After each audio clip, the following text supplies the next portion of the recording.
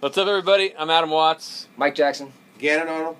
This is Broken City Artist Podcast, episode 10. And we're here today to talk about stuff, just like usual. Art, life, music, which is also art, and everything else. We're here at Broken City Studios in Brea, California. This is a keyboard. Quite loud. That's a person. I didn't expect that to be on. So, we got some questions today from Facebook, Instagram. Yeah, we casted some lines out, and some people have some things they'd like to hear us talk about. So we're just going to dive right into that. Michael Meza? Michael Meza. What are some good books on composing, preferably with CDs? There probably is some good ones. They probably exist, but none of us know where they exist. And it depends on what kind of composing, too. We could talk a little bit about composing, and I don't know what I'm talking about, because I actually wrote a book on composing, but I don't really call it a book. Flyer? It's almost like a pamphlet, yeah, like a flyer. It's and it's on songwriting, but I think the concepts within it apply to Or pop music. Pop music, but to any kind of composition, I think. But if you want, Michael, I can send you a PDF of that. It's called Contrast and Balance in Songwriting. But I think in composition, it's personalized. It's what you have to somehow externalize what's inside of you, and then the genre in which you're writing in, or whatever idiom you're writing in. I mean, has so much to do with it as well. I don't know if there's a single resource that would be of use in that. I know maybe perhaps specifically orchestration might be a better route to find an actual like textbook, because that's certainly a skill that you can use to help with your composition, is how to orchestrate for a certain grouping of instruments, whether it be orchestral or percussion or whatever. Yeah, it depends on, I think, probably where you're at too. What's your jumping off point? Have you written stuff before? Are you a musician that it's like you don't want to start composing and you haven't ever done it? I think that, or you've been doing it a while and you want to get better, or wherever your starting place is. I think your next step is sort of all about where you've been and where you want to go. And I think composing, should be an inside-out process. So, like, if you kind of start outside in, meaning like trying to read about and learn about techniques and then apply those to composing, that can sort of end up being like the tail wagging the dog in a way, where you're trying to it's almost like starting with the alphabet without knowing any words, and then just trying to randomly put words, like letters, together and hope it turns into words. And I think composing in a way is like you have the words inside you and you just want to know what to do with them, like what language to speak.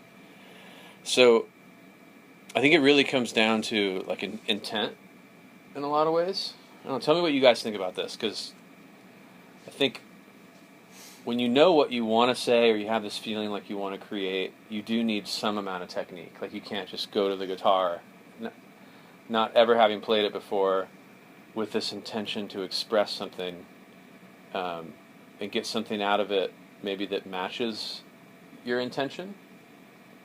But maybe you can, like maybe there is a way to sort of translate what you have inside of you out through an instrument you never played before. It's probably going to take you a while, but you're more likely to find, I think, unique ways to do things. Yeah. But you'll be limited, but if you kind of understand your limitations, then maybe you'll need to translate that feeling to compose into maybe something minimalistic. Like if I'd never played a guitar before, I might not even know to put my hand here. I might just end up sliding up and down and just finding notes, and just take your time with it. I mean, there's actually a guitar player that plays that way, right, Gannon? What's his name? The guy that taps. Stanley Jordan. Stanley Jordan. Yeah, if you YouTube Stanley Jordan. But anyway, there's lots of different ways to I think, approach composition. And the more technical... A lot of it, it's just trial and error and discovery, finding the things you like or the things that work the things that are in line with, Like resonating with. well, yeah, but in line with your intent. Mm-hmm. Like, I wanted something to sound this way, and it really does sound that way. I think I know for me personally, that's been a battle where Yep. I will write things down, and I hear it in my head, and then you get in context, and it doesn't sound the way I intended it to sound. And then you change it. So I change it, and then it's through a process of just remembering, and you sort of build this vocabulary. When you want this certain sound, you want this certain effect, and it's limitless. Like there's no limit to that vocabulary. You're always discovering like new ways of doing things, new sounds. And you know what's cool in that, man, is like that process. What did you call it? Discovery. Just through discovery or trial and error. Trial and error. Yeah. So I think patience and a certain kind of patience to make sure that your intention always comes first. Because if you're sitting there and you're like, oh, I want to write, and you want something dark, and you're like, let's say you play guitar and you know some basic chords, and you're like, I don't know if that's it. No, that's not it. That's kind of dark. Yeah, maybe guitar's out of tune. I don't know. Just like you're like searching around, and if you're impatient, you might settle for something that's like pretty close. Yeah. Whereas if you take the time to be really exacting with your intent, like you said, aligning with your intent, and don't settle for like any kind of, what's the word for that? Just don't settle for anything other than your intent, and you're gonna feel it. It's like almost like listening to your gut and just searching until you find that right chord that's like, ooh, that's the way it feels. And if you're a lyricist, the same thing. Don't settle for the first pretty close cliche. Or I think composition is something that you can take your time on. I mean, it's like in some ways it's similar to performance in that I think a lot of composition is rooted in some sort of improvisation, where you come across a moment and embrace it. A lot of singer-songwriters just press record and then start improvising, and then they capture melodies. But composing, especially for multiple instruments, like you're saying, like an ensemble or something, you have all the time in the world to get it right, and don't settle. I think that'd be like a big thing about composing. I mean, you could even apply this to photography. It's a common usage of the word, like the composition of a photograph. Right. And what was your intent? What are you trying to draw focus to? Yeah, it's a big one. What are you trying to capture? What is the essence of the photograph? What is it trying to say? I mean, that's a composition. So I think in using that word, composition, I immediately separate that from the anomalies of a live performance or capturing a live event. It's a composition. My mental space is that creating from yeah, scratch. You're sitting at a desk and you got your quill and and you're composing something. Whether it's a book, it's literature, photograph, or music, there's intent behind everything. So just trying to align your output, your results, with your original intent, and then you just keep doing it forever, and you just get better at it. I don't think you ever get 100%. It's just you get closer. Yeah, that's how it is for me. What's that famous quote that like art is never finished, it's just abandoned? I don't actually agree with that, but it's one way to look at it. That's a big one, and if we can trade guitars, since that one's louder and also in tune. One of the things that, as far as a technical thing, like some of the composition books that I've browsed through and looked through, like I took some composition courses that really didn't teach me much in terms of composition, but it really came through trial and error. But when I was doing this seminar on songwriting, and I had written this pamphlet. It's like, I like to call it a book, but it's not. It's like 15 pages. But it's because I feel like composition is about intent, and then everything else is more about philosophy, and then finding techniques that help magnify your intent as opposed to tell you what to do or tell you what not to do, which really tends to put you in a mindset of what's right and what's wrong and what the rules are.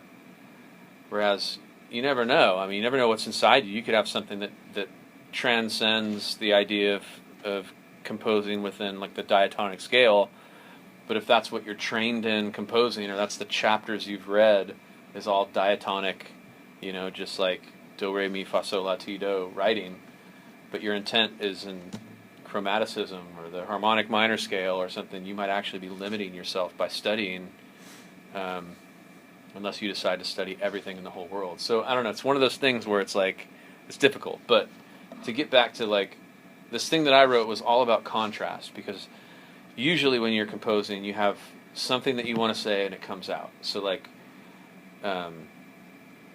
let's say I was writing between two chords, like take that dark chord thing, and I was just going like, and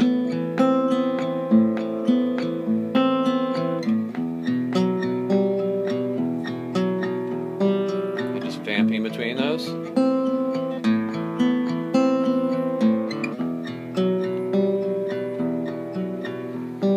And then just playing, and then I'm like, okay, that feels good, that feels like my intent.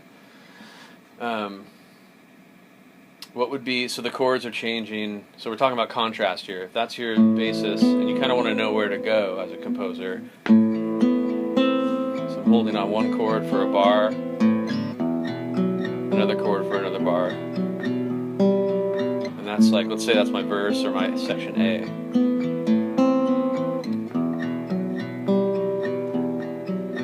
What you do is you study the content of what you've created. And a good way to sort of think of a good place to go is to do as much of the opposites of what you're doing in section A in section B. And that's a way to like awaken the mind and take the listener somewhere, if that's your intent. But it's a great way to sort of like completely turn the tables. So I'm playing like a minor 9 chord here, or a minor chord with a 2 in it, and then a minor chord with a 2 in it. So A minor 9 and E minor 9. And I'm holding the bar, the chords for a bar each.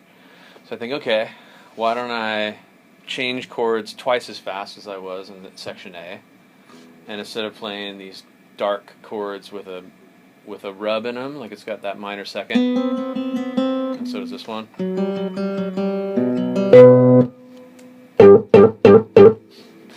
is to go to changing chords. You hit the right note too. Did I? I was like, is this thing plugged in? So changing chords twice as fast and moving to a more like a happier sound with more of an open, maybe a major third thing.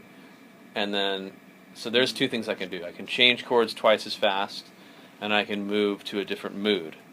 So I'm changing the rate of the chords and the mood, and then I can also change the way I'm playing. So I'm going from finger picking, and then I can say in section B, I'm going to change chords twice as fast, I'm going to play happier chords, and I'm going to strum. So now, not only like I'm changing 3 different things along the sort of like horizontals of what you can do. So I go from this,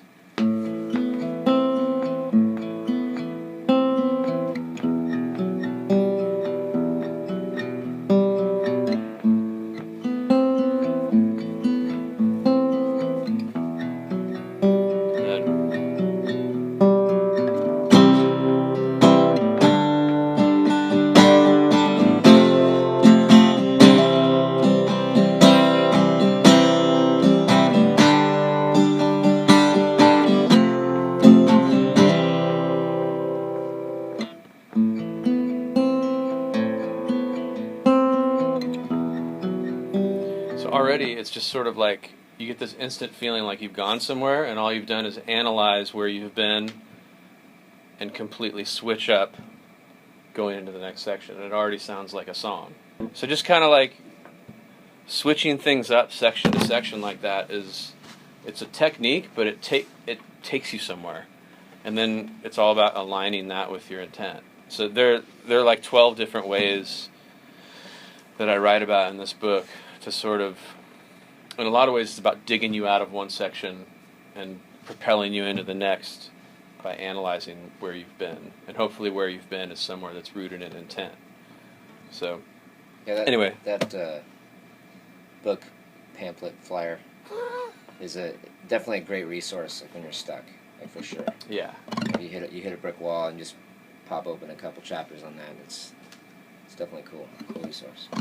And it's fun too because after I wrote that, it felt really true, and it's definitely helped me a lot to just sort of like it's a little springboard or a rope out of a hole. But then when I went back and analyzed a lot of the most famous songs in history, it was like it was all right there. Like there's something about contrast that is an innate part of great composing and great songwriting because it's just like not only does it make you remember things when you hear something or see something that has a lot of contrast, but it wakes you up and it makes you feel. Because like the things that you remember in life are the things that stood out in stark contrast to the mundane things in life. So you don't remember every time you brush your teeth, but you do remember that time you had the like cavity, you know? So it's like that moment stands out. So if you can make that happen musically, it's almost like a metaphoric representation of what life is. You remember birthdays. You don't remember just random days, you know? Birthdays and cavities. Birthdays and cavities. So that's the name of the podcast. So anyways, that didn't answer your question really, sort of. I promoted my own book. That's a pamphlet. That's not for sale. Yeah. Well, YouTube might be a good resource too. There's lots of different things if you're looking for like techniques. Mm-hmm. You know, all that stuff's useful. Yeah, there's tons of techniques, and you got to know something. Technique is good. You got to start somewhere, and you got to study, but never lose sight of intent, and never let a rule box you in. Yeah, totally. If you can exist within rules, and you're like, oh, great, this is exactly what I needed. I mean, there are great songwriters who use 3-4 chords, and so like, yeah, great melody. there's a lot you can do with a little, and there's a little you can do with a lot. It also depends on the idiom. Like in pop music, it's more simplistic. Mm-hmm. In composition, like for what we were talking about with orchestras and things like that, it can be more complex. And you need more in your toolbox. You know, I don't know what he's interested in. So it's hard to say like what's the best method for him. But the fact that he said composing kind of makes me think it's not songwriting, but yeah, it's more like compositional. But that's all that stuff is. I mean, you're going to need contrast in composition as well. Yeah. Contrast, melodic contrast, all that stuff's valuable. Be fearless. Yeah. Stuff from your heart. Let your instincts be your guide as to like what kind of music you're drawn to. Means that's the kind of in general the kind of music that you're probably going to want to create. There's something about probably the person who composed that thing that you love that as a human being you connect to. There's something in them that's like what's in you. And I think that's a key thing, is to get in touch with why they created that, not necessarily what they created, but the why behind it, because you're going to have your own reasons why you compose, which is intent, and that's going to lead you down the pathway to figuring out what techniques you need to realize your intent, right? Sounds good to me. On to the next one. So, okay, now Todd Lowe. Tovlo? Tovlo. Do you believe in writer's block? If so, how do you find the best way to break it? I love this question. Who wants to go first? Yes, I'm a firm believer in writer's block. You are? Good, then we have something to talk about. I don't believe in it. I think there's moments when you're creatively not as inspired, but I always just write through it. I just keep writing until I get through it. For me, I think I understand the context of what you mean by that you don't believe in it. It's not like Santa Claus. I don't know if you can believe or not believe in it. Well, for me, it's about limitations that are either imposed upon me as I'm normally writing for students, and so there's definitely like a ceiling there of ability and talent level that you eventually hit. There's also a physicality of physical limitations, and it's not a recording. Like I can't punch in and do takes. It's got to be something that's performed live. So I find myself hitting a block of maybe what I want to do is outside the realm of their capabilities, which creates maybe it's not a block, so to speak. We can analyze it and philosophically tear it apart, but basically what it does, it forces you to do more with less, which really like sparks the creativity. I used to write for this really novice ensemble, and it had to come across as this, fine-tuned, polished, product by the end of the season. And I think that was the most education I've ever gotten.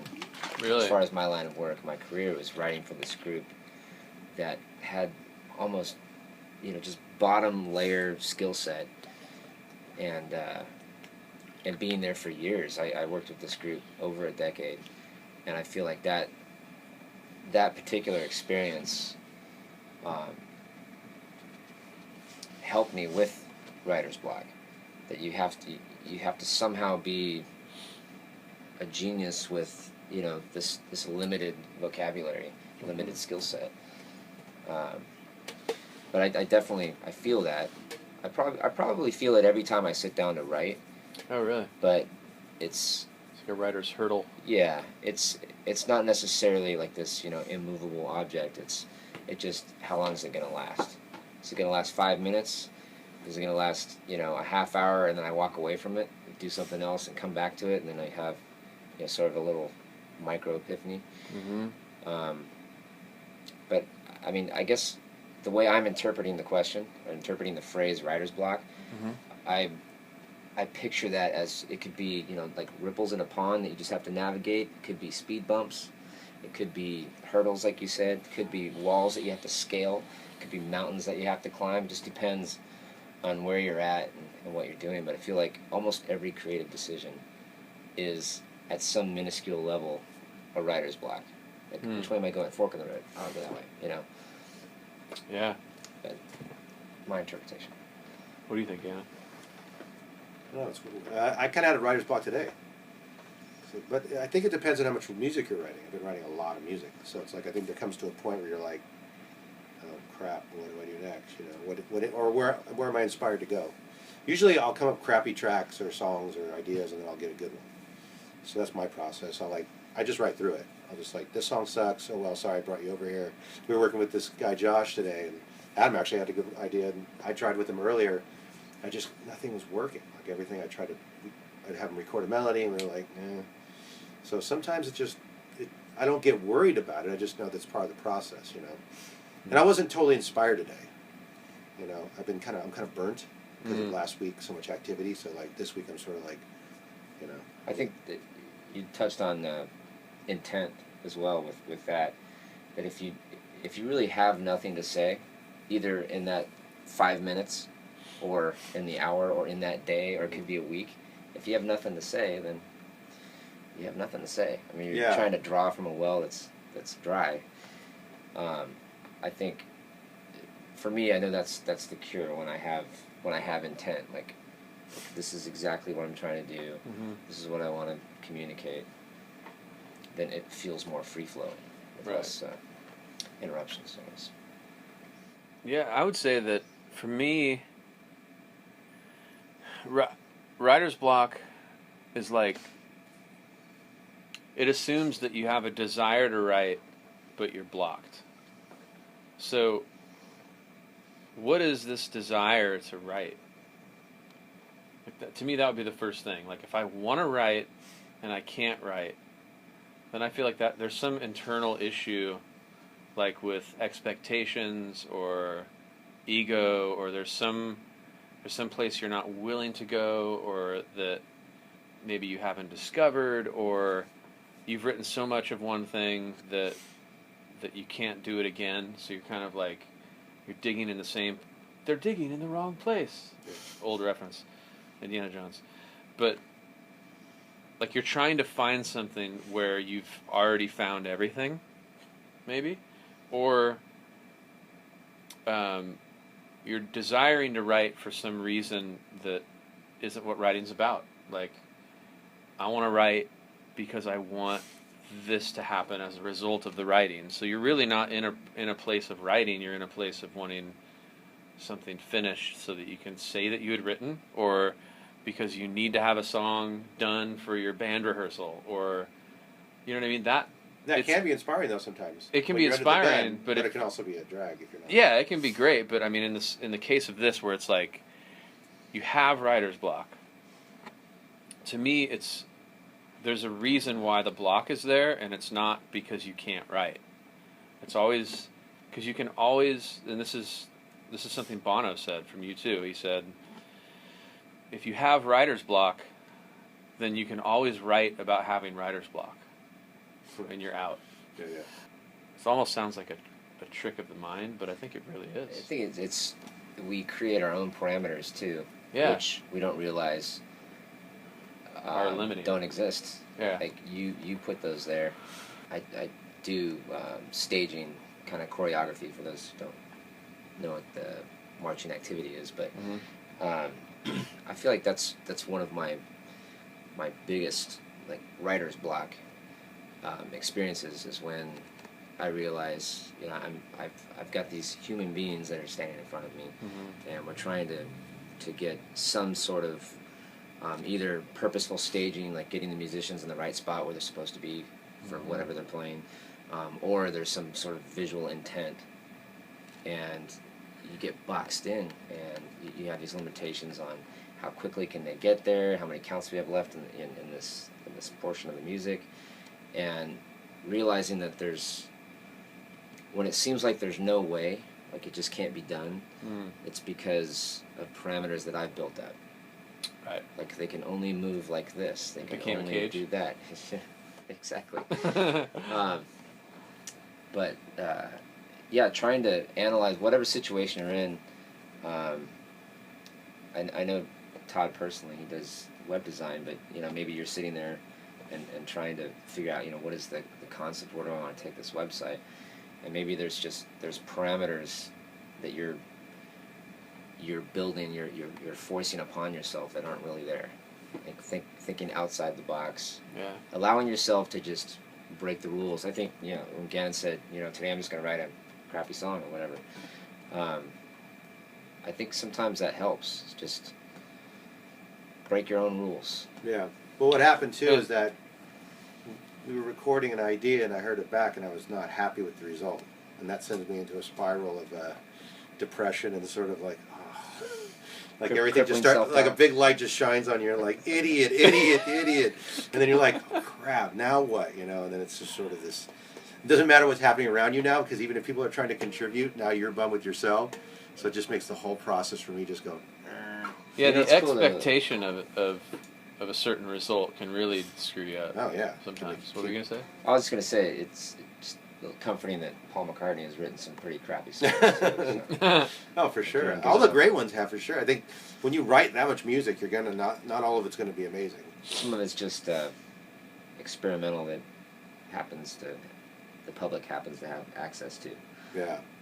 Sometimes what I like to do too is look at other people's creative process. Like Philip Glass is a good example, or see how other people create music, and that's really inspiring for me. Because I'm like, you can take things from that. Like, oh wow, cool. Like the Underground River thing you were talking about, like what he talks about in that movie, it's like that was inspirational for you.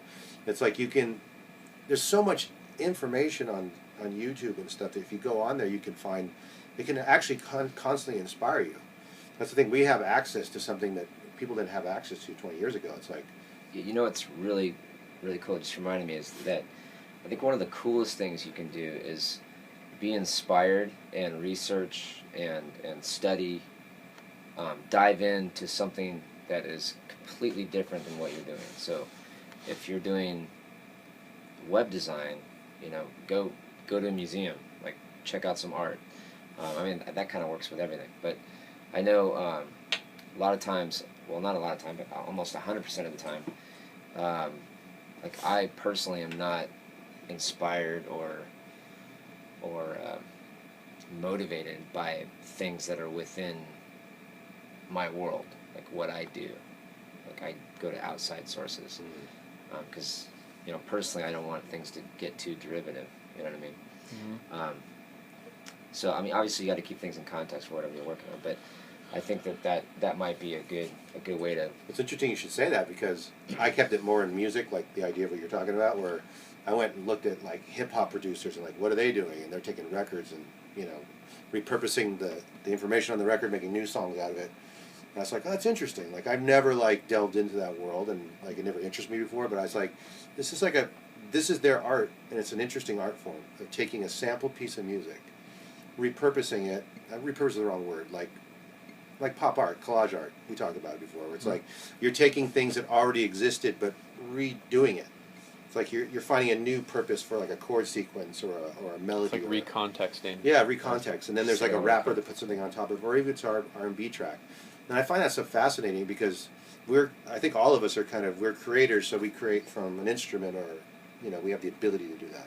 A lot of these guys, they create on a little like MPC, so it's like just they push buttons and they sample things, and then all of a sudden they've come up with this other art form. That was definitely what drew me to visual arts. Like there's an art piece on the wall right there that I made, and it was done in that way. Like, yeah, I like that. I think it's recontexting objects, because objects, whether they're aural, they're sonic objects, or whether they're visual objects, you can take them, put them in a new context, put them in a new relationship to each other, and those objects have their own story. So you're layering story upon story, and creating your own story out of other stories. Like that's what I love about taking antiques, and specifically animal bones also, because you actually have the story of a life lived that's over, plus you have objects that have lived lives and had scratches and dents, and I don't know where they came from, but there's a feeling that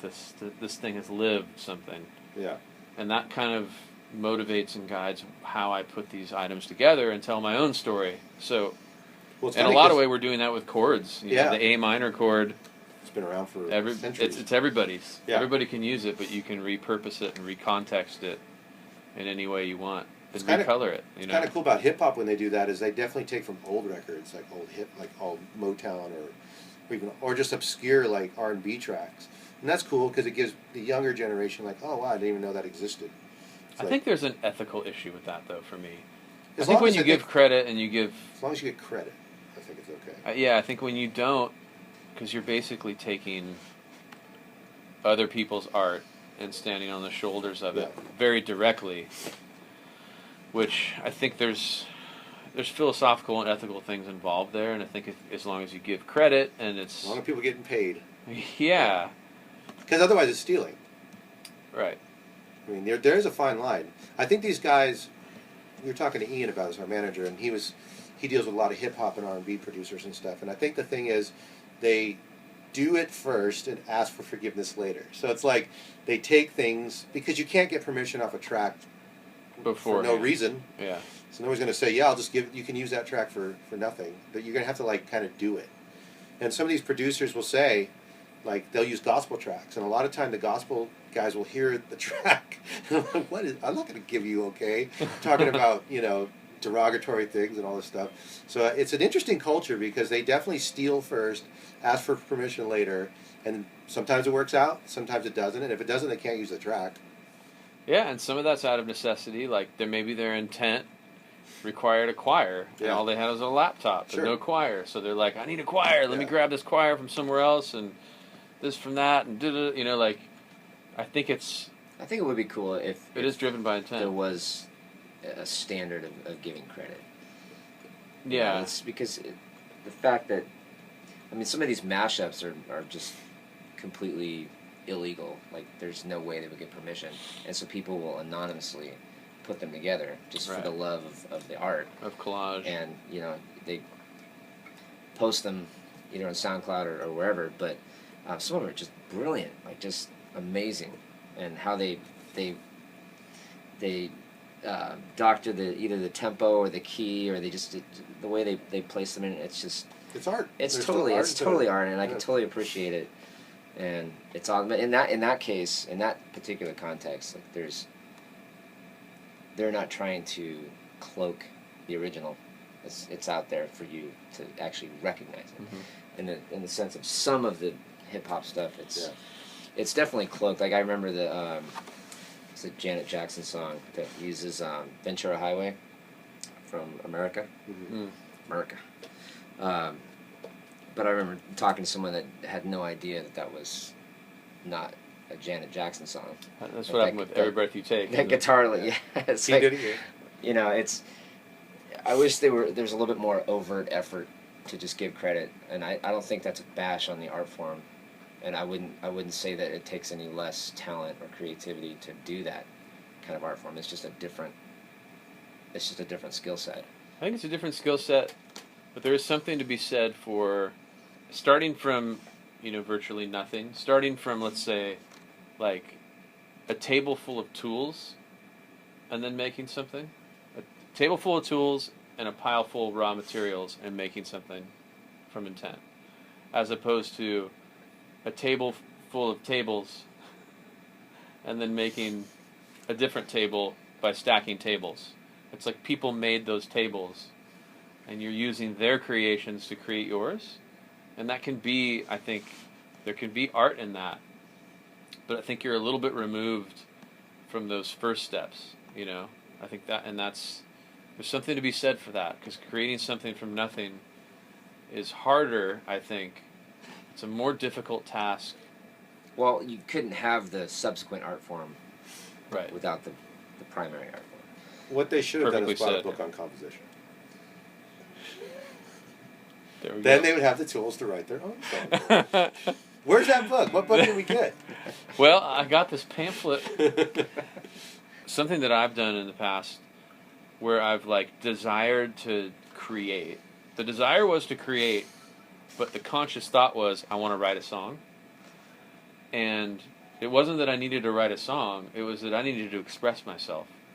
And when I found a camera, I realized sometimes when I feel like I need to express myself, I was forcing myself to write a song, when really I needed to go walk around with a camera in a city and start taking pictures of things. And that scratched that same itch, but it wasn't that I needed to make a song. I didn't need to make something for my ears, I needed something for my eyes. And allowing yourself that ability to sort of do whatever, create and express, but it doesn't necessarily have to be writing or composing. It can be anything.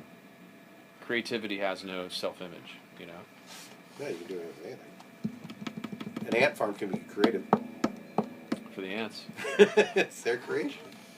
All those tunnels they dig, that's creative. It's true. Or is it I craftsmanship? showed you that ant hole art that guy did. Oh, yeah. Killer stuff. You can probably Google it, but Yeah. the guy pours molten. I think is it aluminum that he used? I think so. Yeah, just molten aluminum in an ant hole. Lets it sit, and then digs Cool it down. out. Digs it out a day later, and it's just this amazing. I mean, poor ants, but. I was going to say, there's a consequence to that. I mean, I don't know. Maybe he posts notice the Slightly day before or melted. something. Maybe maybe evacuated them. Eviction notice on a little twig. You guys need to be out of here by 3 o'clock on Thursday. Yeah, aside from Molten lava will be your future. aside from the ethnic cleansing of the ants, it's really cool. Great art. Yeah, check it out. Wow. Anyways, but yeah, that Take that it's for what really you will. interesting, because there's a guy who stood on the shoulders of ants.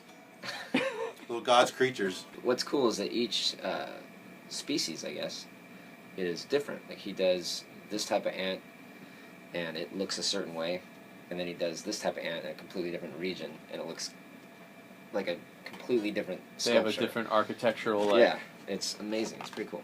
Wow. Anyway, shout out to that guy. I knew his name. Hey, look at that. What's that? Ryan My alarm. Haskell? Ryan Haskell, question for Mike, Adam, and Gannon. How would each of you describe and rate the music scene of the city you're currently living in now? Like Whoa. Elsinore? Like, Oh, sorry. Brad? You're currently living in, and how, if at all, has it shaped and or influenced your work? well, I live in Irvine, and there's no music scene. Yeah. Lake Elsinore. There's a prodigious let's learn classical scene. Kids learning classical piano and things like that. But in terms of music scene, there's nothing. I mean, let's be real. I mean, the best music scene is LA. If that's where you're looking. In the world? No, I'm just saying in our local and where we're at. She's got heated. In the world? Not in the world. Interesting. Yeah. Irvine's no. got nothing. Not at all. I haven't been influenced by. Well, I mean, I don't know. That's hard to tell because I'm from Orange County, and definitely back in the day when there's just gonna be a lot of name dropping right now, but Yeah. the early '90s when we all met, and Yeah, let's say Orange County as opposed to a city. yeah, Orange County's got like a I better mean music the band Common Sense, you can Google them, and everyone who came in and out of that band, and then there's connections to The Offspring. Laguna Beach High School with Nate and Yeah, Nate Wood, Taylor amazing Hawkins. musician. Taylor Hawkins from the Foo Fighters. He worked at the music store in Lake Forest there, next to Mission Viejo, and then just all the guys. I can't remember all the names. There's but a all the lot guys of great from, musicians came. Well, from Drew Orange Drew Hester. Drew Hester. Well, not him, but everybody else is great. Who we're talking about. Yeah, and the music. So it's There was more of a interesting. music scene too back then. There Yeah. was. There's not as much now. Like The- the Belly Up in San Diego. There were funk and then, bands, there were disco bands, there were reggae bands. what's Yeah. the place in Laguna Beach? Sandpiper, Sandpiper. the White House. Yeah, Sandpiper. There's definitely a scene. It definitely was. It's not as like, Yeah. but right now it's not the same. But I would say that I'm weird, maybe even weird, sort of sheltered from scenes. You know, I think you'd For have sure. to ask somebody who's coming up, who's in like a social group, like whether it's like a church or a high school or a college that like is involved with hundreds of people of the same age doing stuff.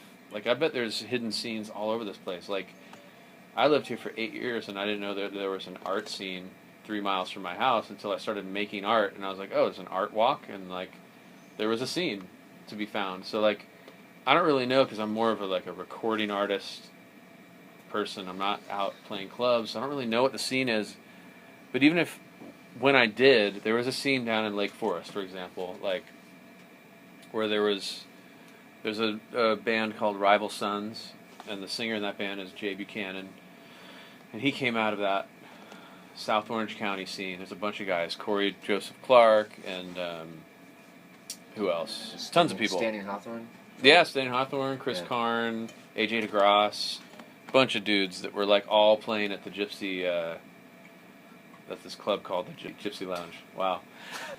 Yeah, so the Gypsy Lounge was kind of this place where a bunch of singer-songwriters and rock bands, Wonder Love, all those bands. Square, which had the guitar player from Maroon 5, but his question is how has it influenced our work? And I would say that if anything, it influenced me in the opposite.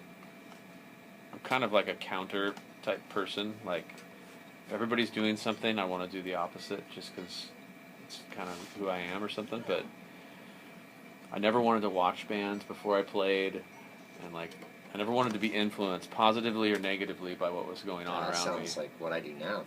Really? Yeah. You avoid? I totally avoid.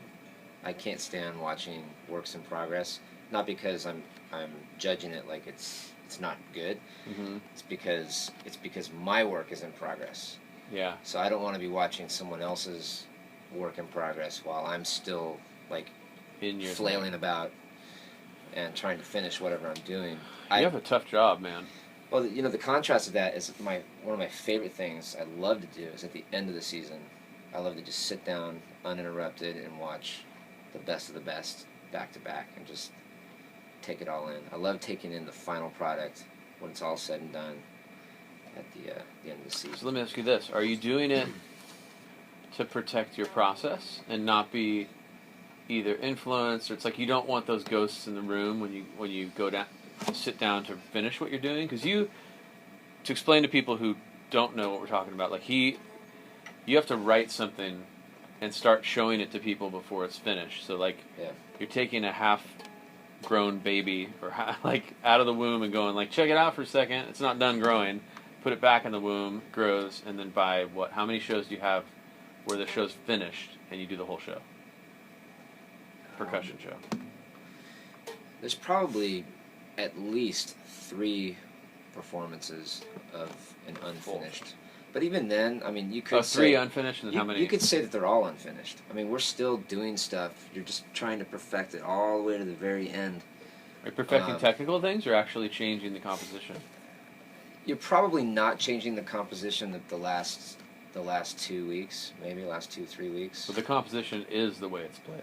So Yeah, but you're definitely tweaking things all the way up until the very end. But yeah, to answer your question though, it's weird. It's both. It's psychological. I don't want to be influenced, but I trust myself enough to not be influenced. Like I can watch things, but you can't unsee something. And so that, for instance, to create a hypothetical here, if I have an idea, like I really want to do this thing, and then someone else has that same idea, I don't want to know about it. yeah, Now, if we get to the end of the season and we're both doing the same thing because we both independently had that same idea, I'm totally fine with that.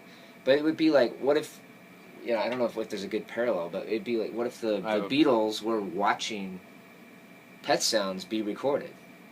Or if Pet Sounds were watching Sgt. Pepper's be recorded? If they saw the process, it would have been, I think it would have been a travesty, like for those two works of art. Well, I have a perfect example of something that I wouldn't consider like, like even my best work, but it was a life-changing song for me, in my career and just my life in general. Is this song called "Beautiful Soul" that was written in like 2003, and this kid Jesse McCartney recorded it, and it became a big hit, like globally, and launched my career as a songwriter and led to so many things in my life. Like this studio was built with royalties partly from that song. Like huge thing for me. And when I thought of that title, as I co-wrote the song with Andy Dodd, and I came up with the title and this little hook, this sort of like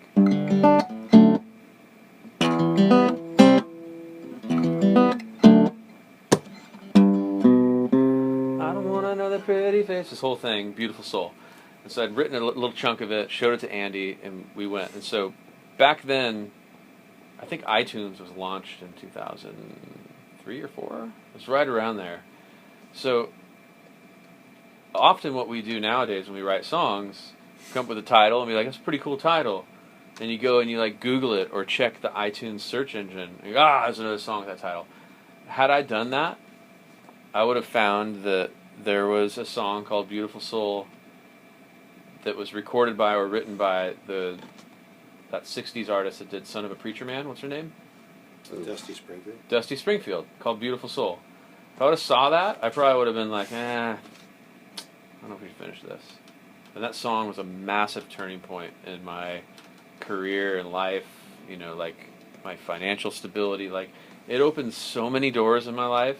And all it would have taken was that one little moment of second-guessing myself and allowing that creative door to open to the world before I was finished. And that's kind of what you're saying. Like, you can't unsee something, right? You can't unsee it. You can't unhear it. Seeing that somebody had done something before, it doesn't mean you're going to do the same thing. It just, often it means it's going to take the wind out of your sails. But there are millions of people doing stuff. Some of it's going to be similar, but our song isn't anything like the Dusty Springfield song. Yeah. And it's just a title, but it probably would have like hindered me from following through. And that's why I really believe creatively that when you're creating from a place of intent, from a place of personal expression or whatever it is, that you can't allow something from the outside to kill your baby before it's born. Yeah. I don't look at stuff. How many of us have shown people something in process, and we see the whole thing in our head, and we're not even fully aware of what's recorded yet or written yet, and you try to you get a little insecure, or you want some, you're nodding already, you want a little validation or encouragement, and you show somebody something, and they go, yeah, that's cool. I think we need some more coffee creamer or something, change the subject, and you're just like, and it kills you. Right? I think I told you about the experience that I had the other day about the... Which one? Just in the critique process about the app. Not only is, especially like if you're working in an abstract manner, like you're not being literal with what you're doing. Yeah. it's already, this elusive sort of like concept or storyline. You know you're going to be missed. Just by the fact that, Yeah. that it's abstract. And then to have an abstract work that's incomplete, it's just ridiculous to even talk about it. Yeah. So I don't get it. I don't get it. Well, you may not even get it when it's done. You're certainly not going to get it Before it's done. when it's incomplete. It's a weird thing. It's frustrating to be misunderstood, especially when it involves something like that. Like, Yeah. And that's not even commentary on whether or not it's good, or it's like, oh, it's this grand work of art and it's not done. It's not that at all. It's just, I think, just as people, just with integrity, yeah, hopefully you approach everything you do with a sense of importance and a sense of that you're putting your name on it. mm-hmm. So it doesn't matter if it's good, bad, or whatever. It matters that you're putting your name on it and you're okay with that, and that you identify that represents the time I put into it. It represents me. And To say, like, I wanted to understand it and I couldn't is different than I don't get it and I'm supposed to get it. Like, you're trying to make me get it and you're failing is what that implies. And I think that's totally wrong. It's like, if they're saying, like, gosh, I really wanted to understand that and I was trying and I couldn't, that's at least, like, honest and respectful. But to assume that you're trying to be got, that's like going up to a Jackson Pollock painting and go, like, I don't see the person in that. Like, were you trying to draw a person? Like, you know what I mean? Like, assuming it was supposed to be, like, a elegant nude or something, and it just splatters. Like, that to me is just ignorance on the part of the viewer. Yeah. Which is fine. I think when you do something abstract, you need to probably thicken your skin a little bit to know that you're not going to be understood. If somebody likes it or not. Like, you've done tons of, like, very avant-garde jazz music. Yeah. And I'm sure there are people that are like, huh? Like, don't get it. Yeah, it's okay. It's okay. You're not supposed to get it. It's like punk rock. You can enjoy it and not get it. Right. Yeah. If you don't enjoy it, that's another... When you're making music like that, though, Another comment. you're doing it mostly True. for yourself anyways. It's self-indulgent. So you're not trying to Wait, do say that things. again? Like when we were talking about avant-garde music or any kind of, it's like experimental music. You're not doing it for people. You're doing it because you want to express something inside. You're not doing it to, like, make somebody happy out there. If somebody's happy because you're doing it, then it's a bonus. It's like, great, I reached somebody. But, Yeah. I mean, there's a lot of artists that don't care what the outside thinks of what they do. They're just doing it. That's a good commentary on, I don't know, about doing things that are, where the intent is somehow blurred, not mirrored, blurred or hidden, or sort of like, I don't know, like, when you're doing that, like, what you're saying, but you don't want it to be obvious, and that's part of the experience. Is like some of the best movies out there, you're watching and you're just, like, trying to figure it out and you don't quite get it, and that's, like, part of the experience. Yeah.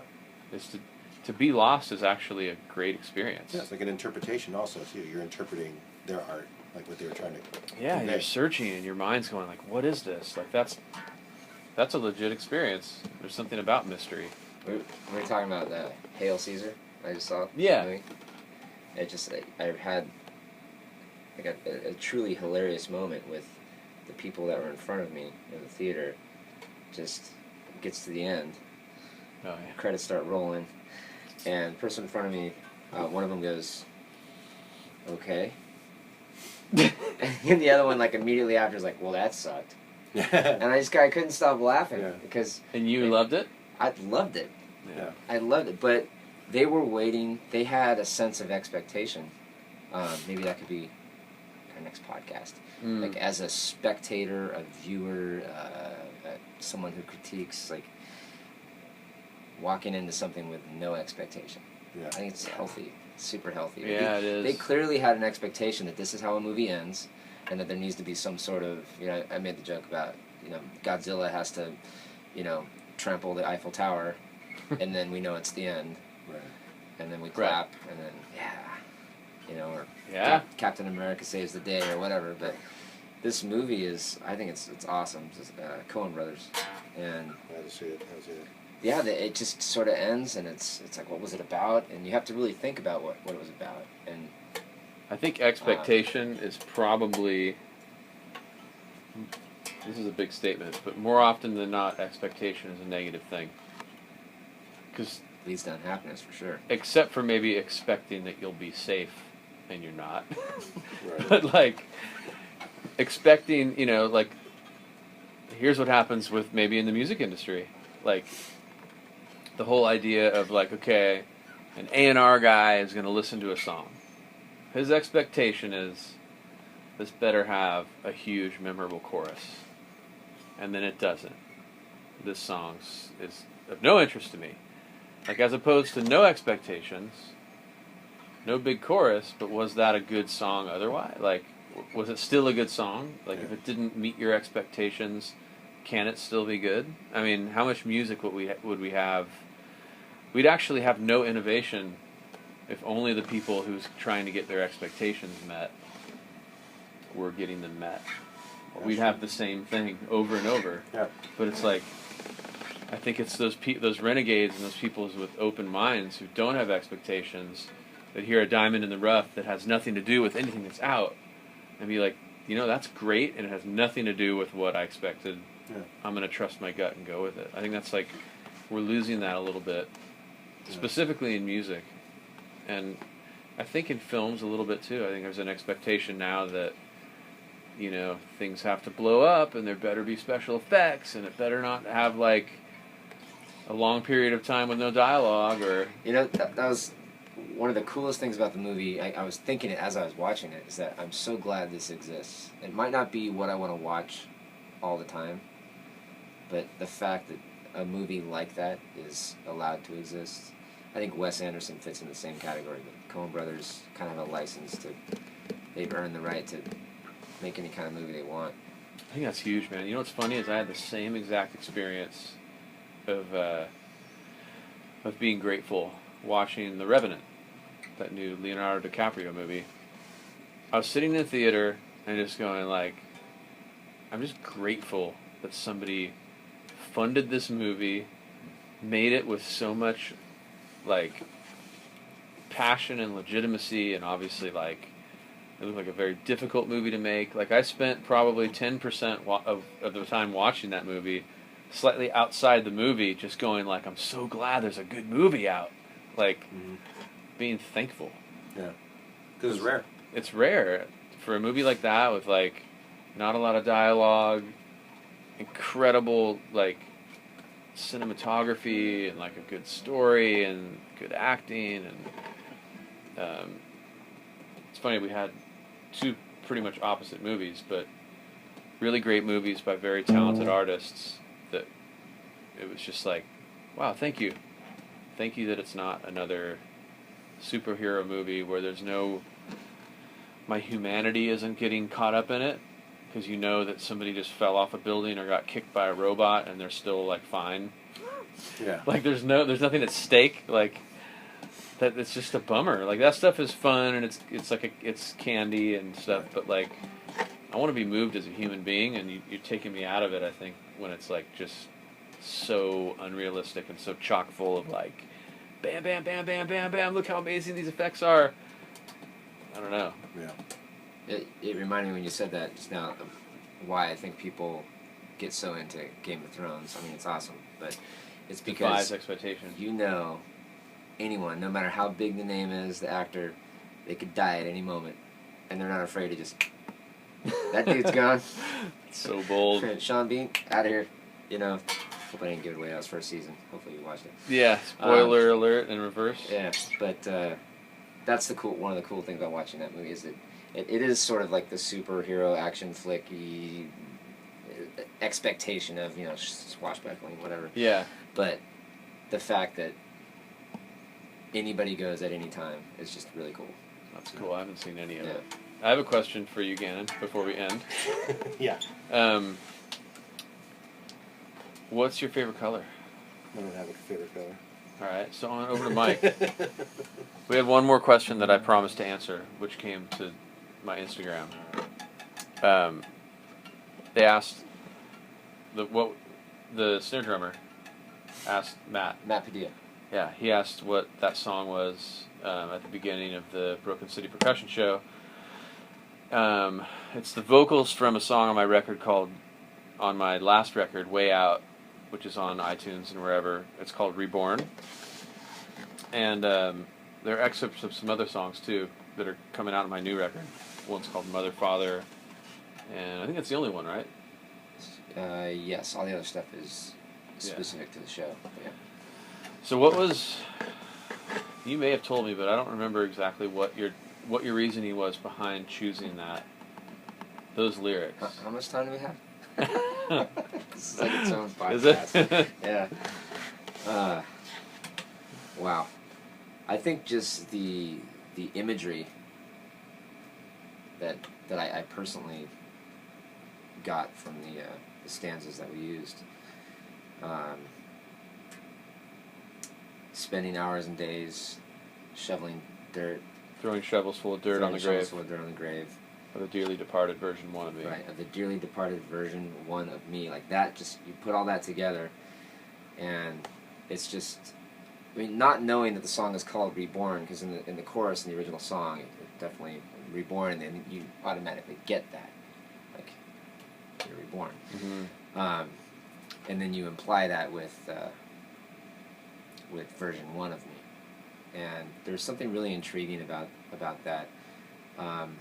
I wanted it to tie in to not only this year's show, which is called Cage, which is, there's a lot of different directions it's taking, but it's basically like the psychological barriers that we put up in decision making and creativity and moving forward in life, and these things that aren't really there. You just think they're there, they're real to you. Preconceived cages. Right, and then trying to get, push your way out of these areas. But I wanted to tie into that, and sort of like the eventual escape from the cage is the reborn. So it ties in that way. But I also wanted to reference last year. Last year's show was called Bloom, which is another one of your songs. Same album. Same album. And I wanted to we renamed the group from OCI to Broken City Percussion. And I wanted to make a little bit of reference to that. We actually have a little quote there from Bloom in the middle of the intro. Like a musical quote? Yeah. Yeah. And so I wanted to tie into that as well. Like OCI, we have, respect from where we came from. There's no disrespect intended in renaming the ensemble.